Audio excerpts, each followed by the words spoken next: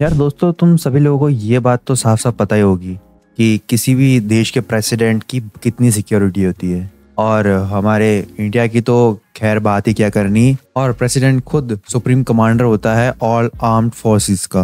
वैसे तो मैं ये इंडिया की बात कर रहा हूँ। यार तुम लोगों ने ये कभी ना कभी इमेजिन किया ही होगा, अगर किसी दिन ऐसा हो कि प्रेसिडेंट पे अटैक हो जाए तो कैसे ये सारी सिक्योरिटी प्रोटोकॉल्स या फिर इनके पूरे guards, body guards, energy commandos जो भी इनकी प्रोटेक्शन लाइन में या लेयर्स में लगे हुए हैं वो कैसे वर्क करते हैं और कैसे प्रोटेक्ट करेंगे प्रेसिडेंट को। खैर अब ये रियलिटी में होना तो इम्पॉसिबल है, मैं भी जानता हूँ, तुम लोग भी जानते हो। लेकिन तुम्हारे इस इमेजिनेशन को कुछ मूवी डायरेक्टर्स ने या क्रिएटर्स ने रियलिटी में कन्वर्ट करने की कोशिश करी है। उन्हीं में से एक मूवी की आज हम, एक नहीं 3, लेकिन आज मैं उनमें से एक ही की बात करूंगा। बात करते हैं आज ओलंपस हैज फॉलन। ये सीरीज की फर्स्ट मूवी है और इसके बाद सेकंड लंदन हैज फॉलन थी शायद, और थर्ड एंजल हैज फॉलन थी। Angel has fallen last movie थी इसकी, लेकिन ये फ्रेंचाइज बहुत कमाल की है।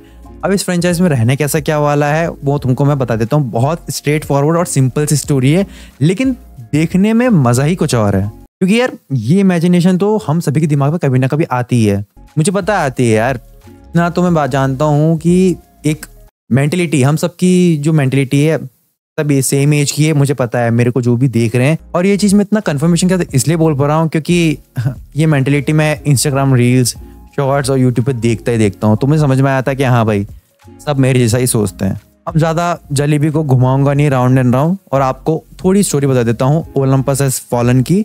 अब आप लोगों को व्हाइट हाउस के बारे में तो पता ही है, जिसे ओलंपस भी कहा जाता है। फिलहाल तो प्रेसिडेंट ट्रम्प साहब हैं तो उनका कुछ कह नहीं सकते, लेकिन इस मूवी के जो प्रेसिडेंट हैं वो बन जाते हैं होस्टेज। क्या बहुत आगे आ गया क्या मैं स्टोरी में? तो चलिए शुरू से शुरुआत करते हैं। माइक बेनिंग हमारे मेन कैरेक्टर रहने वाले हैं इस मूवी के, जो कि एक सीक्रेट सर्विस के एजेंट होते हैं, जो कि एक इंसिडेंट होने की वजह से, बहुत ही ज्यादा ट्रेजिक इंसिडेंट होने की वजह से अपनी पोस्ट से हटा दिए जाते हैं। और बस फिर होना क्या था, फिर भाई हमारे एक रिटायरमेंट वाली लाइफ जीने लग जाते हैं जिसमें पेंशन की कोई उम्मीद नहीं होती है। फिर एक दिन होता यह है वापस बैक टू द प्रेजेंट। हमारे जो प्रेसिडेंट साहब हैं यूएस के, उन्हें हॉस्टेज बना लिया जाता है, व्हाइट हाउस पे अटैक हो जाता है और ओलंपस हैज फॉलन।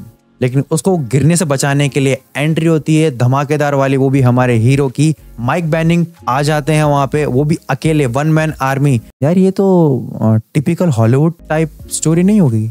हाँ मुझे पता है तुम लोगों के दिल में यही ख्याल आ रहा होगा, दिमाग में भी यही चल रहा होगा। लेकिन भाई जितनी भी Hollywood, typical Hollywood movies pattern जो होता है, और हम सब जानते हैं, बचपन से देखते आ रहे हैं एक्शन स्टाइल मूवीज को, उनमें से यार मेरे को ये वाली मूवी ना कुछ ज्यादा ही इंट्रीट करती है यार, पता नहीं क्यों। अब इसलिए क्योंकि मेरी एक इमेजिनेशन थी जिसको मैंने रियलिटी में देख लिया एक बार, शायद इसलिए। और यही सेम फंडा हमारा एनिमेज में भी अप्लाई होता है। हमारी जो इमेजिनेशन होती है कि कभी हम ऐसा कर दें, क्या हो यार मैं एक दिन ऐसा कर दूं, क्या हो यार एक दिन ऐसा हो जाए। अब यही क्या हो यार को जो इंसान रियलिटी में कन्वर्ट कर देता है, वो चीज़ें हमको बहुत ज़्यादा ही अट्रैक्ट करती है। उससे कुछ ज़्यादा हम रिलेट कर लेते हैं कि यार ये तो मैं सोच रहा था। तो शायद इसी वजह से मैं कुछ ज़्यादा ही इंट्रिग्ड हूँ इन मूवीज़ से, गॉड नोज। लेकिन फिर भी मैं तुम लोगों को ये बताना चाहूँगा, अब माइक बेनिंग प्रेसिडेंट साहब को बचा पाएगा कि नहीं बचा पाएगा, उसके लिए तो तुम जाके मूवी देखनी पड़ेगी ओलंपस हैज फॉलन, जो कि रिलीज हुई थी 2013 में। और इसी के कुछ टाइम बाद 2016 में रिलीज हुई लंदन हैज फॉलन, और आखिरी में रिलीज हुई 2019 में एंजल हैज फॉलन, जो कि इस फ्रेंचाइज की लास्ट मूवी थी। और हाँ, तीनों मूवीज में माइक बेनिंग सेम एक्टर ने प्ले किया है, जेरार्ड बटलर ने। और जहाँ तक हम मूवी की पेसिंग की बात कर लें, काफ़ी टाइट पेसिंग कर रखी है। मतलब आपको कहीं भी हिलने डुलने नहीं देंगे मूवी में, एक जगह एक पॉइंट पे टिका के रखेंगे, पॉइंट टू पॉइंट पूरी मूवी चलती है।